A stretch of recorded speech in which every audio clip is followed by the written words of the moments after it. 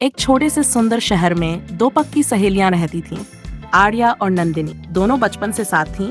School, college, बाजार, मंदिर, हर जगह साथ। लोग कहते थे अगर आर्या दिखेगी तो नंदिनी पास ही होगी। आर्या शांत थी, सोच समझ कर बोलती। नंदिनी बिल्कुल उल्टी, शरारती, हंसमुख और सबकी फेवरेट। दोनों का सपना था शादी के बाद भी कभी अलग नहीं होंगी, लेकिन जिंदगी तो अपनी कहानी खुद लिखती है। एक दिन दोनों के घर एक साथ रिश्ते आए। सबसे मजेदार बात ये थी कि दोनों रिश्ते एक ही परिवार से थे। शहर के बड़े परिवार के दो बेटे, बड़ा बेटा आदित्य, छोटा बेटा विवान। परिवार बहुत अच्छा था, संस्कारी और हंसमुख। जब फोटो देखी गई, आदित्य के लिए रिश्ता आर्या का आया, विवान के लिए नंदिनी का। दोनों सहेलियां पहले तो हक्की बक्की रह गई, फिर नंदिनी जोर से हंसी, मतलब हम शादी के बाद भी साथ रहेंगे। आर्या की आंखें भर आईं, पर इस बार खुशी के आंसू थे। दोनों की शादी एक ही मंडप में, एक ही दिन, एक ही घर में हुई। पूरा शहर कह रहा था ऐसी किस्मत किसी की नहीं होती। ससुराल बहुत बड़ा था। सास सरोज देवी, ससुर मोहनलाल जी, दोनों बेटे और अब दो बहुएं। शुरुआत के दिन बहुत प्यारे थे।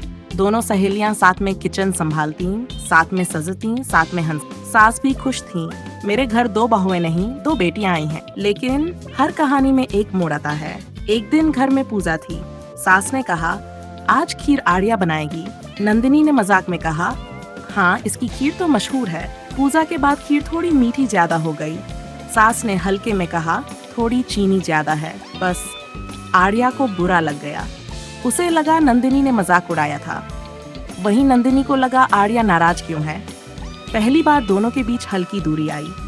अब वो पहले की तरह हर बात शेयर नहीं कर रही थी। आर्या शांत रहने लगी। नंदिनी सोचती मैंने ऐसा क्या किया। घर के बाकी लोग समझ नहीं पा रहे थे कि दोनों के बीच क्या हुआ। एक रात तेज बारिश हो रही थी। लाइट चली गई। नंदिनी छत पर कपड़े लेने गई और फिसल गई। आर्या ने देखा तो दौड़कर उसे पकड़ा। दोनों भीग चुकी थीं। नंदिनी रो पड़ी, तू मुझसे बात क्यों नहीं कर रही। आर्या भी रो पड़ी, मुझे लगा तूने सबके सामने मजाक उड़ाया। नंदिनी हंसते रोते बोली अरे पगली, मैं तो हमेशा तेरा नाम गर्व से लेती हूँ। दोनों ने एक दूसरे को गले लगा लिया। बारिश रुक गई, पर उनकी गलतफहमी भी उसी रात खत्म हो गई। अब दोनों ने तय किया कभी भी मन में बात नहीं रखेंगे। धीरे धीरे दोनों ने घर को और खूबसूरत बना दिया। आर्या अपनी समझदारी से सबका दिल जीती। नंदिनी अपनी हंसी से घर में रौनक रखती। सास अक्सर कहती मेरे घर की खुशियां इन दोनों की वजह से हैं। कुछ महीनों बाद घर में दो खुशखबरियां आईं। दोनों सहेलियां एक ही समय मां बनने वाली थीं।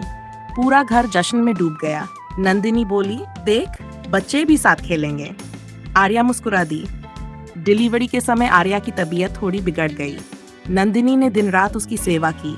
जब आर्या ने स्वस्थ बेटे को जन्म दिया, सबसे पहले नंदिनी ने उसे गोद में लिया।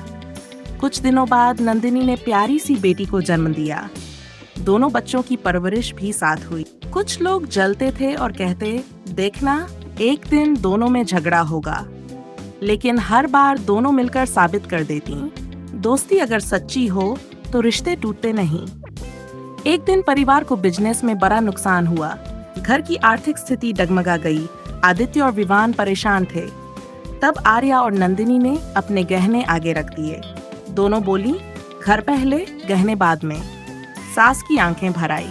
सास ने भरी आंखों से कहा ऐसी बहू अगर घर में हो तो घर कभी बर्बाद नहीं हो सकता। उन शब्दों में गर्व था, आशीर्वाद था और अपार प्यार था। कुछ ही दिनों बाद किस्मत ने करवट ली। जो बिजनेस डगमगा गया था वह फिर से संभलने लगा। मुश्किल वक्त गुजर गया और घर एक बार फिर खुशियों से भर गया। अब लोग उदाहरण देते दो बहुएं ऐसी हों तो घर स्वर्ग बन जाता है। सालों बाद उनके बच्चे बड़े हो गए। एक दिन दोनों सहेलियां छत पर बैठी थीं। नंदिनी बोली याद है हमारा सपना। आर्या मुस्कुराई हाँ, साथ रहने का। नंदिनी हंसते हुए बोली देख, सपना पूरा हो गया। दोनों ने आसमान की तरफ देखा। दोस्ती, भरोसा और प्यार, इन्हीं से घर बनता है।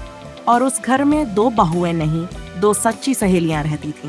सच्ची दोस्ती शादी के बाद भी कायम रह सकती है। अगर इस कहानी ने आपके दिल को जरा सा भी छुआ हो, अगर आर्या और नंदिनी की दोस्ती में आपको अपने घर की झलक मिली हो, तो इस प्यार को यूं ही जाने मत दीजिए। हमारे चैनल को सब्सक्राइब करके अपना साथ, अपना आशीर्वाद और अपना प्यार हमें जरूर दीजिए।